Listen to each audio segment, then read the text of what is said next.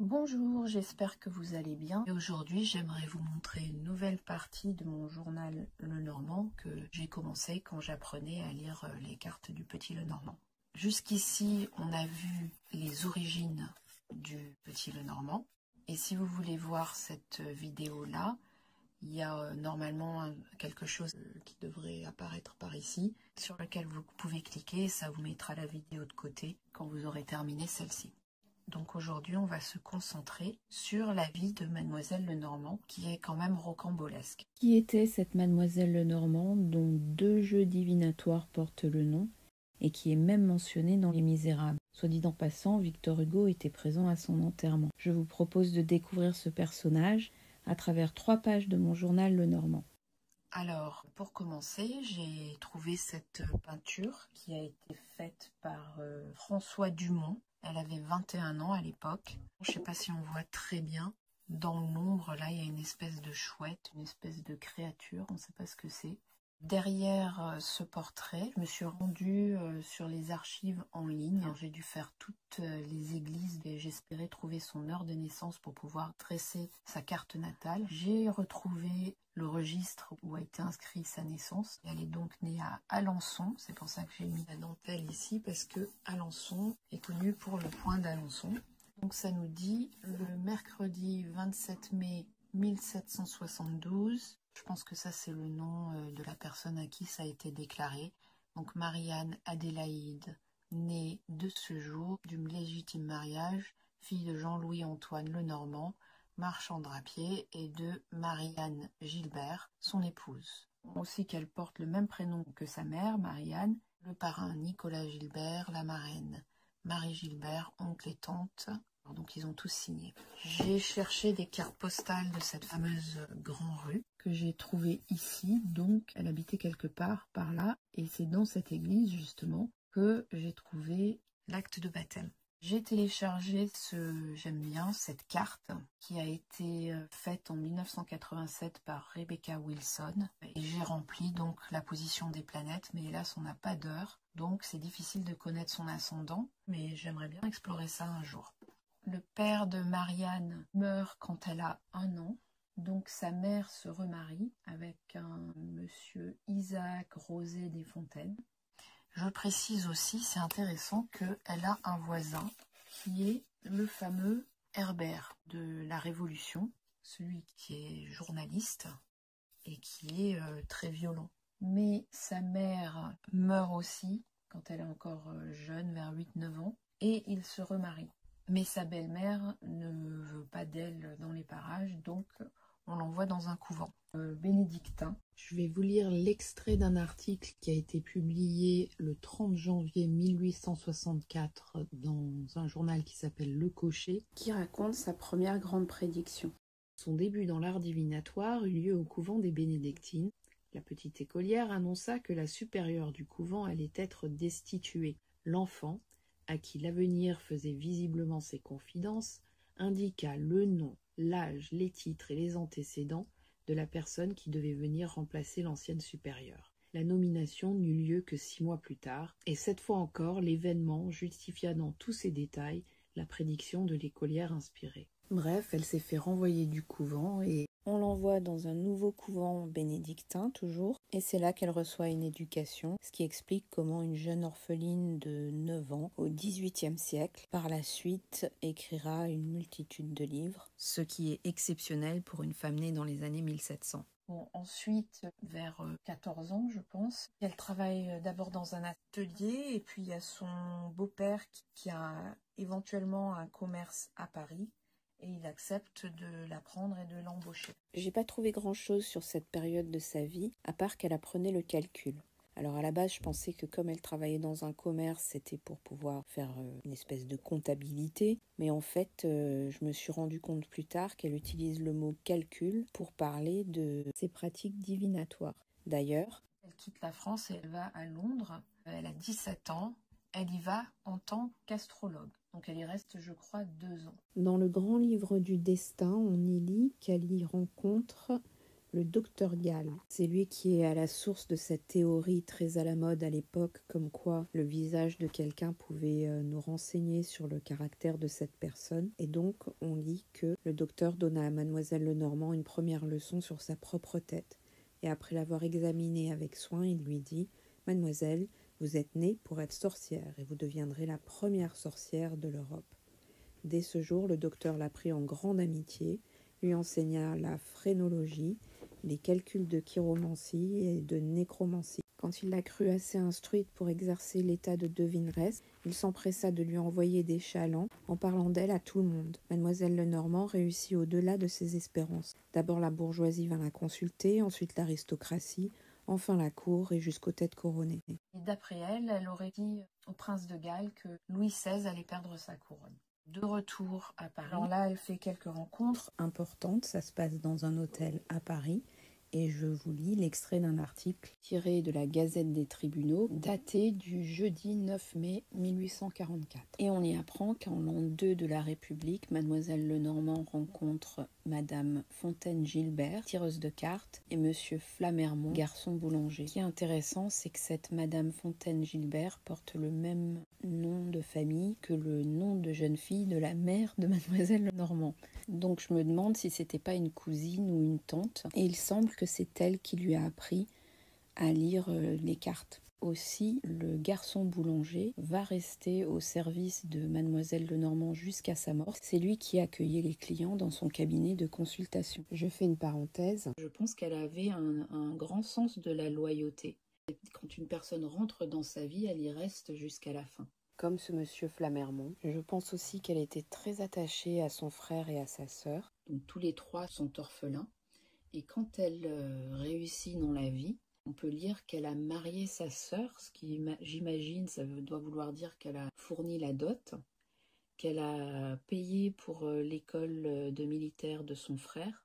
Et j'ai lu aussi, elle était très inquiète par rapport à son frère qui était parti sur le front.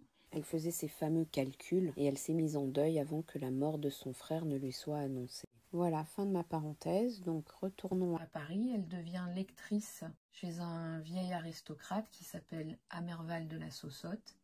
Et elle écrit aussi des pièces de théâtre. En fait, elle aimerait être écrivain. Elle fait aussi des tirages à des acteurs. Donc il y en a un qui est très connu parmi ses clients, qui s'appelle Talma François Joseph. Et c'est donc dans cet univers-là qu'elle commence à voir ses premiers clients, les acteurs et aussi les peintres. Comme le peintre Joseph Boz. Un autre peintre, là c'est son autoportrait Jean-Louis David. Là j'ai fait deux poches. Sur la gauche, ce que j'ai trouvé concernant sa vie parisienne. Et sur la droite, sa clientèle. En fait, là, j'avais fait une pochette pour mettre tous les articles et les extraits de livres que j'avais trouvés qui concernaient Mademoiselle Lenormand. Mais il y en a tellement que ça rentre pas. Il faudrait presque faire un livre en entier pour que ça puisse être contenu. Éventuellement, elle finit par s'installer 5 rue de Tournon, qui est dans le 5e arrondissement, près du Jardin du Luxembourg. Elle est bien située. Alors, ça, c'est la rue de Tournon. J'ai une autre carte postale de cette rue de Tournon. Et ça, c'est l'intérieur du 5 rue de Tournon, donc j'imagine que c'était la porte de son cabinet de consultation. Comme sa profession était interdite, elle s'était enregistrée comme libraire. Petit à petit, elle s'est fait toutes sortes de clients. Et j'ai l'impression qu'en fait, elle était très douée pour se faire une réputation pour son marketing. Elle a l'intelligence, par exemple, de faire savoir que Joséphine, la femme de Napoléon, était une de ses clientes. Donc, vu l'importance de Joséphine de Beauharnais dans la carrière de Mademoiselle Lenormand, j'ai consacré toute une page. Alors, comme souvent par rapport à ce qu'on peut lire sur Mademoiselle Lenormand, il y a deux versions sur leur rencontre et il y a aussi un démenti. Une première version, c'est que elle était emprisonnée dans la prison La Petite Force et elle aurait reçu un billet de la part d'une certaine Joséphine qui lui demandait de lui faire une prédiction. Et pour illustrer la version où elle se serait rencontrée en prison, j'ai utilisé cette illustration. Elle s'est pris un procès en Belgique. À un moment donné, elle part en Belgique, qu'elle a gagné. Voilà, là c'est un portrait d'elle. Ah, il faut que je bouge le livre. Donc quand on ouvre, elle approche à peu près la cinquantaine, elle est en prison en Belgique, vers 1820. Deuxième version de leur rencontre. Un extrait de Les Blancs et les Bleus d'Alexandre Dumas, de 1872. Ça commence au 27e chapitre et ça dure plus de 30 pages. C'est Joséphine qui parle. Nous étions hier chez Madame Gobier, lorsque celle-ci nous raconta qu'en passant à Lyon, il y a une dizaine d'années, elle s'était fait dire la bonne aventure par une demoiselle Lenormand. Entre autres prédictions qui s'étaient réalisées, la sorcière lui avait annoncé qu'elle aimerait un homme qu'elle n'épouserait pas, mais qu'elle en épouserait un autre qu'elle n'aimerait point, et qu'à la suite du mariage, la tendresse la plus vive lui viendrait pour cet homme. C'est son histoire d'un bout à l'autre. Elle avait appris que cette Sibylle qu'on appelle Lenormand habitait maintenant à Paris, rue de Tournon, numéro 7. C'est le 5, mais bon. La curiosité nous est venue, à moi et à Madame Tallien, d'y aller à notre tour. Elle a pris rendez-vous chez moi, où nous devons nous déguiser toutes deux en grisettes. Je vous avoue que nous nous faisons joie, grâce à l'exactitude de nos costumes, de faire tomber la Sibylle dans l'erreur la plus complète.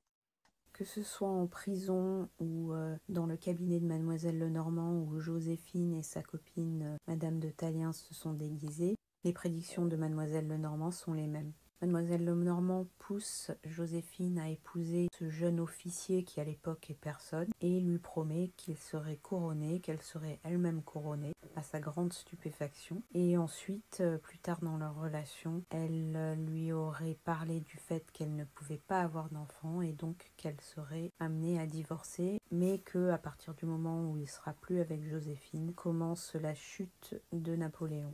Et c'est comme ça que Mademoiselle Lenormand est devenue à la mode. Bon, mais il y a aussi, comme je vous l'avais dit, un démenti. On le trouve dans les mémoires de Mademoiselle Avrillon, publiées en 1833. Je ne vais pas vous lire l'extrait parce que sinon on va plus s'en sortir. Mais en gros, pour elle, Joséphine n'aurait jamais consulté Mademoiselle Lenormand vu sa réaction quand elle lui a raconté sa séance avec Mademoiselle Lenormand. En tout cas, qu'elle ait été cliente ou pas, Joséphine a certainement contribué à sa réputation.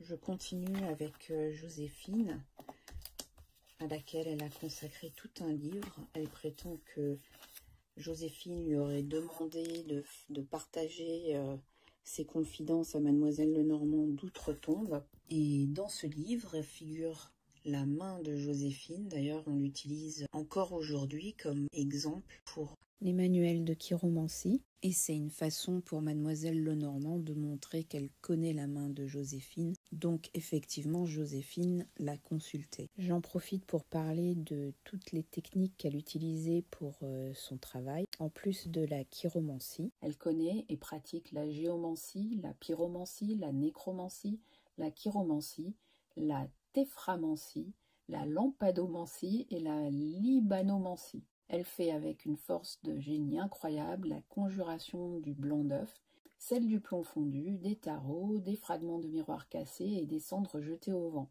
Elle lisait aussi dans le marc de café et paraît-il qu'un coq l'assistait aussi parfois dans ses prédictions. On la voit souvent défendre son art. Et il y a un exemple où je trouve qu'elle a trop bien géré la situation. Une pièce de théâtre qui est jouée à Paris se moque ouvertement d'elle.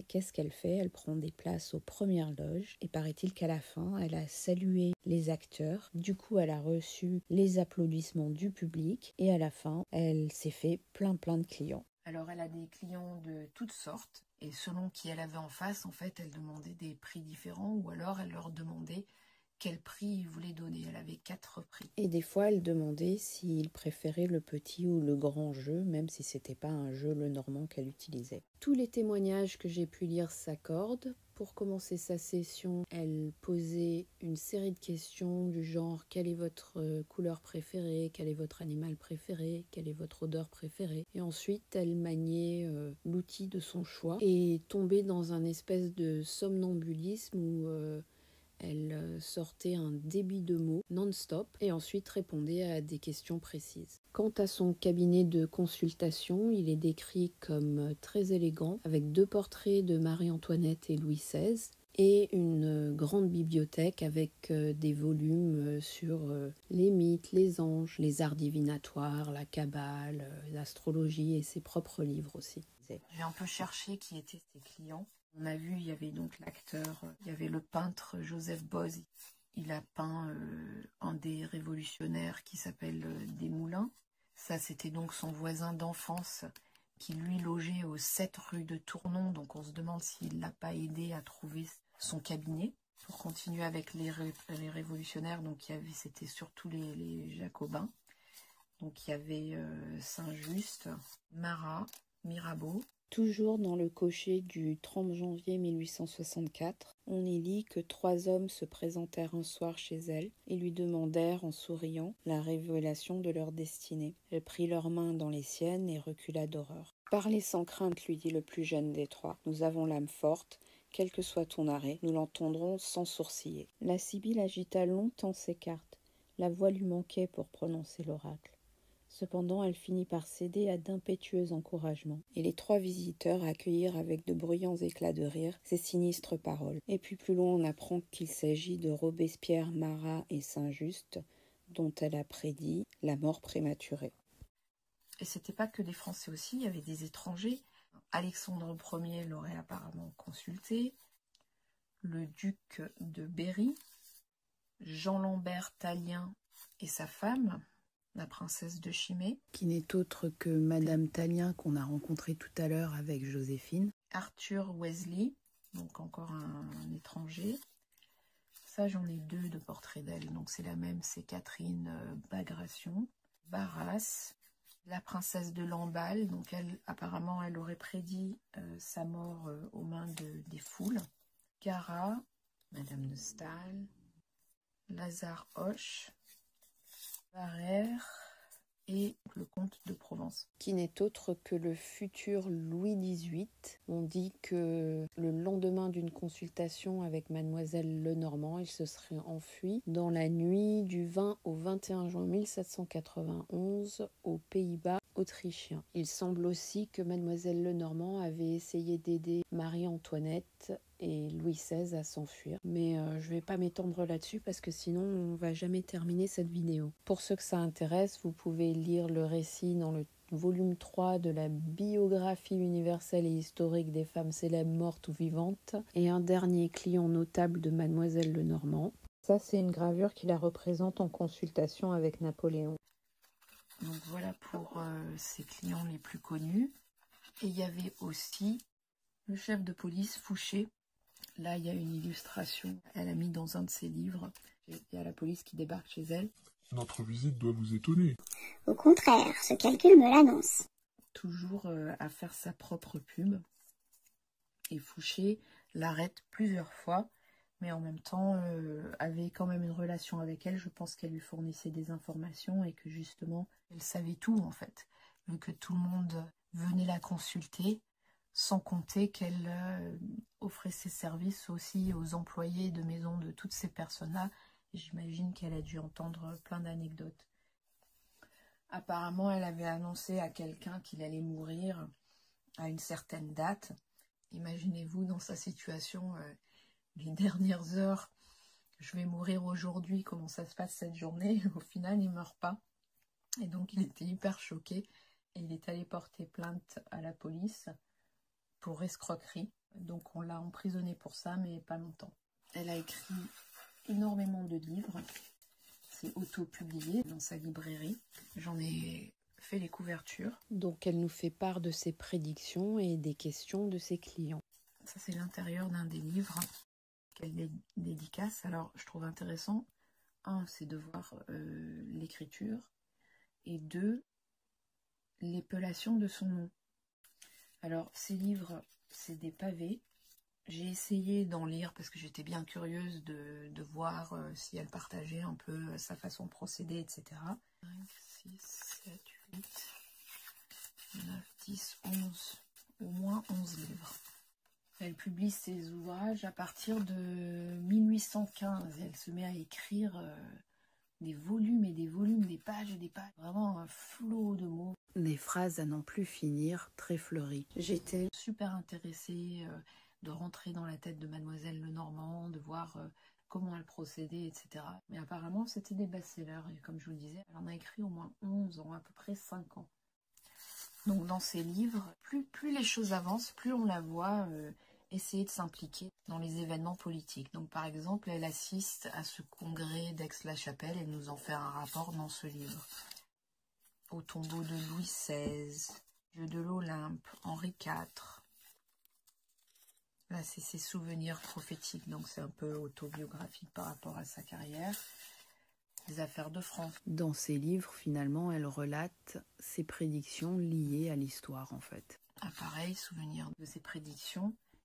J'ai aussi retrouvé des lettres qu'elle a écrites. Alors, celle-ci, elle est adressée à... C'est 2 portraits de la même ici. Catherine Bagration. C'est une princesse qui n'arrête pas de bouger. Voilà le mot qu'elle lui écrit. J'aime bien, j'ai plié un peu parce qu'on voyait les traces dans le truc qui est imprimé. Donc j'aime bien, on voit comment c'était, vous voyez. Donc juste écrit son nom. On voit ici que c'était scellé. Donc quand on ouvrait son billet, voici sa lettre qui continue derrière. Je trouve intéressant ces T là qui coupe comme ça. Et il y a une autre lettre qui, elle, est adressée au roi, 82, donc Louis XVI. On a toujours ces T en question. On sait qu'elle ne le cachait pas, c'était une royaliste, elle voulait que la monarchie reste en place. Elle commence à passer de plus en plus de temps à Alençon, où elle achète des maisons et des terrains. Elle fait aussi construire une maison qu'elle appelle la petite maison de Socrate. Et quand on lui demande de faire une prédiction, elle répond qu'elle vient à Alençon pour oublier qu'elle est devineresse et qu'elle ne fait des calculs qu'à Paris. Si elle réduit son activité durant les dernières années de sa vie, elle meurt avec une fortune qui s'élève à peu près 500 000 francs, ce qui apparemment était énorme à l'époque. Et c'est son neveu, donc le fils de son frère, qui va tout hériter. Et apparemment, il était assez horrifié des activités de sa tante et aurait tout brûlé et jeté. Donc on n'a aucun objet, on n'a rien en fait. On ne peut pas faire un musée de Mademoiselle Lenormand vu qu'il ne reste rien du tout. J'avais partagé tout à l'heure la première prédiction concernant le renvoi de la mère supérieure du premier couvent où elle était. Et concernant sa mort, elle avait prédit qu'elle vivrait 24 lustres et un peu moins d'une Olympiade, c'est-à-dire près de 124 ans. Donc là, elle s'est trompée. À moins que sa notion du temps soit différente de la nôtre, puisqu'elle meurt le 23 juin 1843 à l'âge de 71 ans. Elle sera enterrée au Père-Lachaise où sa tombe de nos jours est toujours fleurie et où certaines personnes déposent leur propre Lenormand pour le charger. J'en profite pour faire une parenthèse pendant que je fais défiler certaines de mes sources. J'ai réuni tout ce que j'ai pu trouver en français et en anglais dans les archives en ligne. Quand je me suis plongée dans cette recherche, je me suis dit mais c'est fou à quel point Mademoiselle Lenormand polarise. Je trouve ça intéressant que les anecdotes, les articles, les mémoires, tout ce qui a pu être écrit sur elle, c'est très contradictoire. On a l'impression dans un sens que il y a toujours une opinion qui est mêlée à ce qu'on raconte, c'est-à-dire que c'est soit on croit à la voyance, soit on n'y croit pas. Il n'y a personne qui semble être objectif, à s'intéresser en fait à la vie quand même extraordinaire de cette femme. Et donc il y a une espèce de division. Une exception, c'est Hoffmann qui fait la critique des souvenirs prophétiques d'une sibylle de Mademoiselle Lenormand. Et il met le doigt sur la problématique qui soulève le cœur des gens en fait. Donc je vous lis. De 2 choses l'une. Ou la série des événements futurs est irrévocablement fixée par le destin, ou notre prudence peut en modifier l'ordre et la nature. Dans le premier cas, le destin est une véritable fatalité contre laquelle échouent la prudence et le génie des hommes.